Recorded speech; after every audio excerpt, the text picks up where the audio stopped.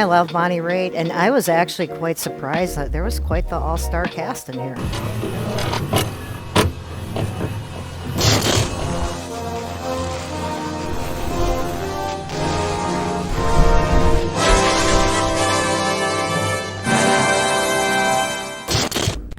There really was. You look at it from a perspective of, the retrospective that we're doing. You look at it in hindsight is very different than in the moment. We didn't know Bonnie Raitt was going to be who Bonnie Raitt is. We didn't know all these different things like we do now, obviously. And so it's very interesting to look at it from that perspective. But I talked about compartmentalizing in a previous episode. And when you kind of do that here and you think about, okay, go back to the, filming was in late 70s, basically, early 80s. And you go back to that time period and what they were doing, what society was doing and all those things, pre-Reagan. Let's go while we're young. Reagan made a big difference in a lot of things for the working people. So you look at, women didn't work essentially as much as they do now, and how, groundbreaking Reagan really was in some of these things. And some would argue that it's because his economy was so terrible, but it's interesting because numbers say differently. I remember, you remember it differently and better than I do, but I remember the economy as a little kid, and it being unbelievably bad. People would talk about how horrible Jimmy Carter was. Mm-hmm. I remember that as a little kid. What a box. And then as Reagan, in all the different things, and people were selling stuff and buying stuff, and it was really good. And whole new different economy. Yeah, and so you put yourself in where they were at that moment when filming, when written in the late 70s, wasn't it? And you think about that because this is a cultural film. You're an imbecile. This is to talk about culture of the time. Yep. And to set sort of obviously like a precedence of how it is and how it maybe should be. And it was clear. Oh yeah. The thing that I didn't like, and I'll get off the soapbox in a second, but the thing that I didn't like is they didn't really have a path to conclusion. Look, I'm gonna be totally honest with you. I forgot you're here. They sort of pointed out the bad things, but they didn't give you a path to how to make it better and fix it, right? And so that's what I didn't care much for in that storytelling. I hated how long it was. I'm not going to lie about that. There's very few 2 films. hours and 12. There's very, very few films that can be this long and tell this type of story and be any good, in my opinion. But here it is.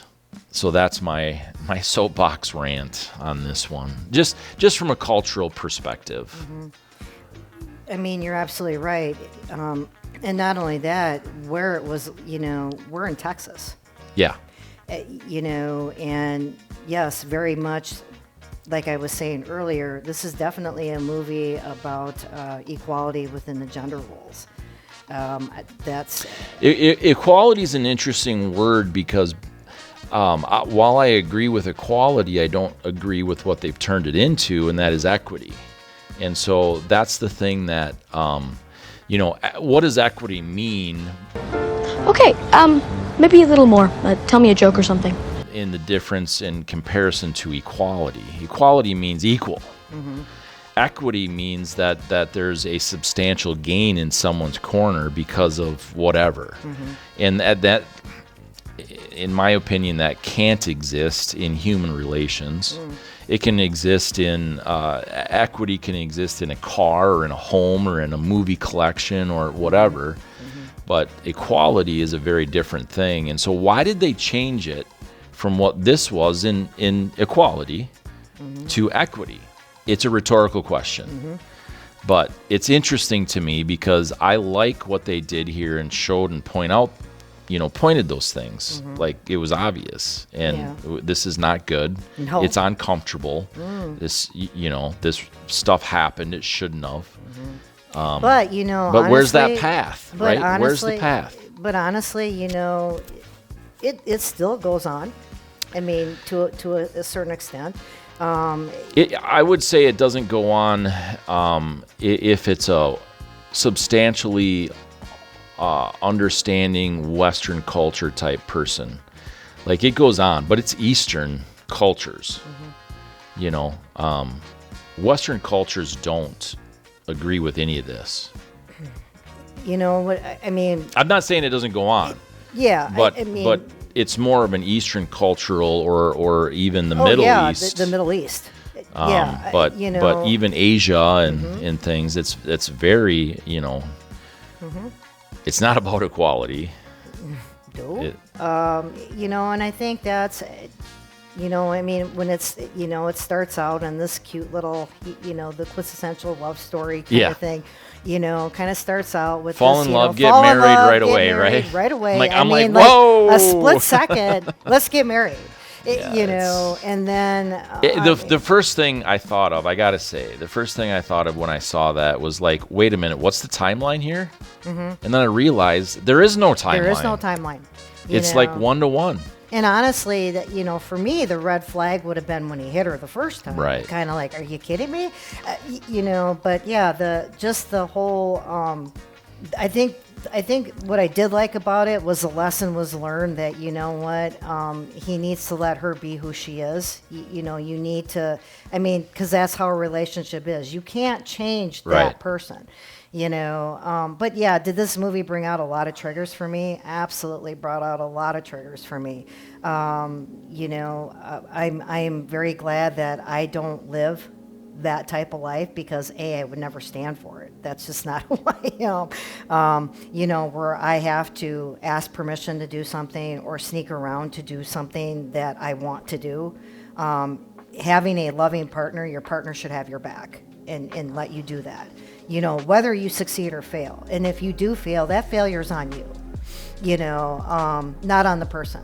But I mean, so there was a lot of things, that, and then how quickly they kind of, like I said, with the timeline factor, 1 minute you're together, the next minute you're both with somebody else. Yeah, it's very bizarre. Wow. And why would your friends put up with that? Like, from that perspective, that practically cheering them on. Pretty much, yeah. I mean, it was and there was no, let's talk about this. Right. It just went that was, boom. yeah, I agree. That was very bizarre. I think my favorite thing that I did like about this movie, as cheesy as this movie was, I mean, it's super cheesy. It was super cheesy. I was just like, oh my God. There's a need for movies like there this. There is for that light comedy kind of, that light, life gets heavy, so let's just watch something, whatever. But I mean, I really loved Barry Corbin. I loved Uncle Bob. I loved the relationship between Uncle and him. Helping him get on the oil refinery. Those kind of things. I kind of like I as much as I hate country music. Gilley's. Mickey world Gilley, famous. Yeah. I mean, and I was actually privileged to go to Gilley's once. I mean, huge, and just, just to kind of see some of the famous actors that were in here, like Bonnie Raitt, and Jerry Hall. Yeah. Mick Jagger's ex. Yep. I mean, and and I kind of like those scenes. There was definitely a lot of scenes too where there was the man had the barefoot and pregnant type thing where I expect a meal, I expect my house clean, even though she's working. Right. That machoism. Evacuate the city, engage all defenses, and get this man a shield. That just doesn't fly with me, but because my feeling is that if I'm working full time too, no, It needs to be a partnership. Yeah, you need to have a partnership, and it's kind of like, no, my time is not any less valuable than yours, and I always say that, yeah, if you are a true chauvinist and you want somebody barefoot and pregnant, then you shouldn't let your woman have to work either. But in today's society, you have to have 2 incomes. Yeah, you have to have 2 incomes. So there's really not much and not getting only around that, me being the type of person that I am, man, I can't imagine not working. So, but yeah, I mean, but that was kind of his mentality in this movie, and it was kind of nice to see that in the end it shifted. Yeah, it absolutely. There was that they made amends. Obviously, On that timeline. obviously, like that is a weird and unrealistic thing. As deep as they both got into other relationships, that was bizarre to me.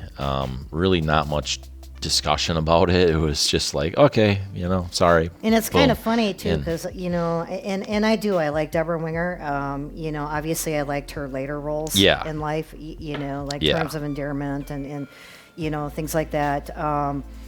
This obviously was not my favorite John Travolta role. Well, they didn't even want her, because that she wasn't known at all.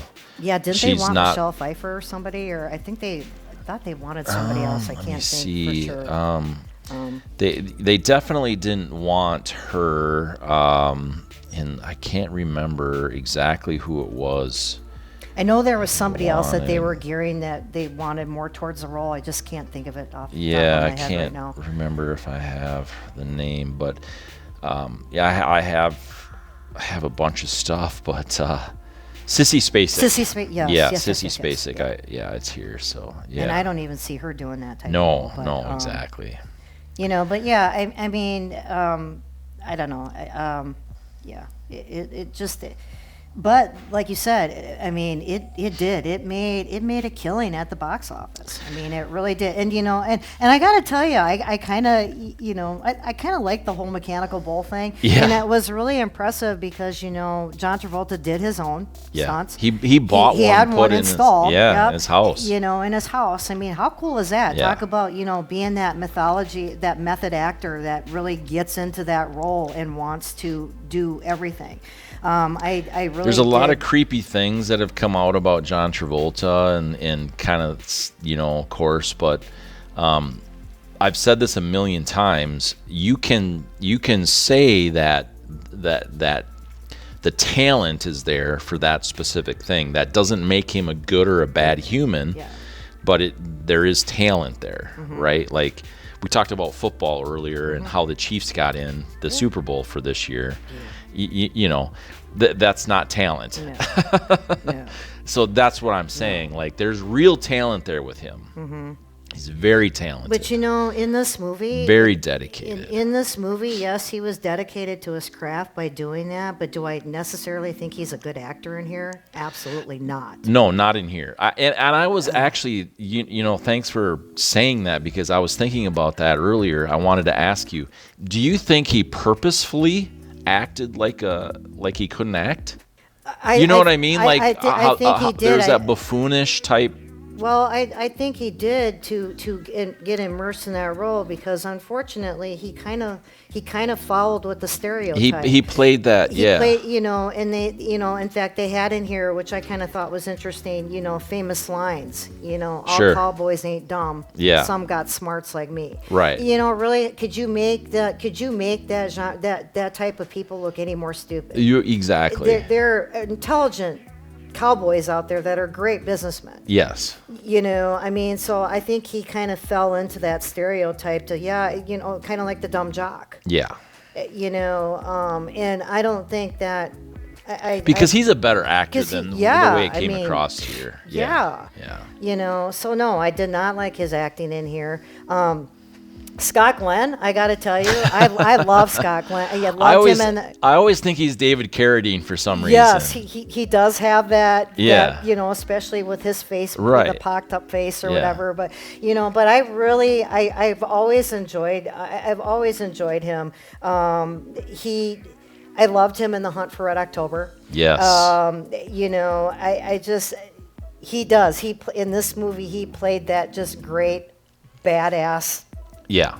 convict, like tough convict guy. on parole, tough guy. And he did. I mean, and you know, when I now to him, you know, he's a sweetheart in real life. But I tell you what, he sold that role. He I did. was ending up thinking, I just do not like you. Yeah. You know, Yeah. I mean, honestly, I think he did a great job as being the antagonist in this film. He did. Silence of the Lambs. I was trying to think of what else he was in. Silence of the Lambs. He was in that and stuff, you know, to Scott Glenn. Mm-hmm. And that was really good too. So I mean, I mean, I really kind of, you know, Scott Glenn is one of those, you know, I loved him in the movie with Kurt Russell. yeah, Backdraft. I mean, you know, he did a great job. But, you know, he's always, I don't see him he's not lead role material. No, he's a good support. He's You're a good right. supporting actor, but he's not lead role material. Yeah. And, you know, I mean, obviously, like in Backdraft, Kurt Russell's going to blow him out of the water. Right. You know? Yeah. And here, John Travolta actually kind of, you know, because he's John Travolta. Right. You know, Yeah. Yeah. Good supporting though. Absolutely. Yes. Yeah. Yeah. So I didn't. One of the things that I didn't really realize how long mechanical bulls have been around. Yeah, So did you notice that his uncle won in '64? Yes. And he talked about mechanical bulls back then. Yeah. I'm like, wait a minute. I did not know. I thought they were So kind that of was- a set, you know, kind of an 80. Right, you I know. did too. Yeah. Well, and not only that, too, I mean, it's kind of, you know, I mean, kind of cool how, you know, to ride one of those, to get on and ride one of those. Yeah. You know, and I love the fact that, yeah, he had to, I mean, you know, it gave him great training to be a bronc rider. Right. You know, I mean, because, yeah, I can't imagine, you know. You know, you talk about Scott Glenn as a supporting actor. James Gammon was a great supporting. That was fun to see him. I wish they would have put him a little bit more towards the center. Versus him being the speaker of representing the bar. Yeah. You know, I really, that would have been cool. And you know what I loved about it too, and like I said, I am no fan of you know, major country music, but you know, I got to tell you. See, I thought this was Charlie cruel and Daniels unusual was punishment for me that you put on me on purpose because you know I hate country as well, and I was thinking like, this is cruel and unusual punishment, Sherry. I know, you know, and I'm not a goat roper. I mean, excuse me, I am just not a goat roper. So you know, the whole getting through the whole Mickey's Gilley, you know, the dance thing, you know, I was just like, oh God, you know, I'm just not into it. I was just kind of like, yeah, we can fast forward through this stuff, you know, but yeah. This was the first time that I've seen this. I had heard of Gilley's, of course. I did not watch this ever in my entire life. Parts of it, anything. So this was the first time. And I want to give my impression of it. First impression is, I hope I never see any of this again. Right? But like I said earlier, I think there's important things in here culturally. Yeah. I wish that they didn't try to, like they do nowadays. I wish they in this, they didn't, in my opinion anyway, they didn't push things on culture. They talked about and showed some of the things of culture, right? Yep. Now in movies, in a lot of movies, they like shove this stuff down your throat and say this is the way it should be, and it's just not even reality. Yeah.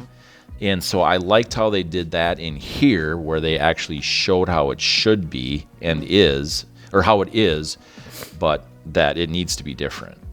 The one thing that I did not like in this movie, I mean, holy crap. Okay, so 1 minute he's winning the prize money.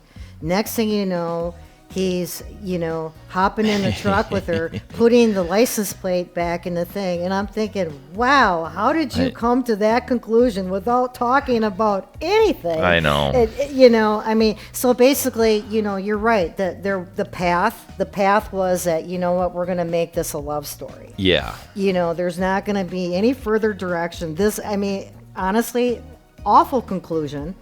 Oh. Awful conclusion, but at the same time, yeah, to me, awful movie. From a movie, It yeah, stands to totally. There's reason. so many Yeah. things, negative things that go against this movie as far as it as a whole, and any type of like. It's gonna last. The vault, I think you call it. It's gonna be in the vault simply because of John Travolta. That's it. There's really nothing else in here that's going. Mickey Gilley maybe, but just because of his the Gilley's whole that whole thing that surrounds what he Gilley's, and it's Yes. So there's those two Which things. burned down in like 1990. I mean, Yeah. And he's passed away now Yeah. too, of course. But the thing with this as a movie, even back then, I have no idea how it did so well. Because it really wasn't that good, but that's. I mean, because it made 50. From my research, it made $53.3 million. I mean, I'm thinking on what? That's what I have too. I know. I'm kind of like, you just wasted a bunch of film. But I mean, drive-ins were dying at that point. True. Yes, and they so were. there might have been a push in.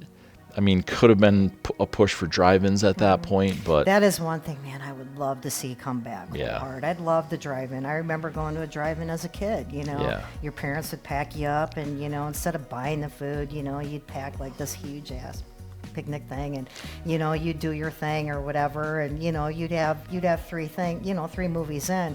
And I do remember, when my kids were first, when Adam and Ethan are like, 12 and 10 or whatever, they had the movie theater up at the drive-in up in the cities. yeah. And we so would I take looked, them to that. I looked during COVID, and they were closed during all the lockdown stuff Yep. would have been summer of 20, and I can't remember if I ever looked again. And it was but great. A lot of them closed down. They closed down, and it was great. I mean, you could bring your own hibachi there. You could grill out there. You could buy this huge 5-pound bag of popcorn for like $3. I mean, and the kids loved it. And by the time the films got done, it was like 1, 2 o'clock in the morning. But Yeah. but you got to see 3 films, and, Yeah. and it was a lot of fun.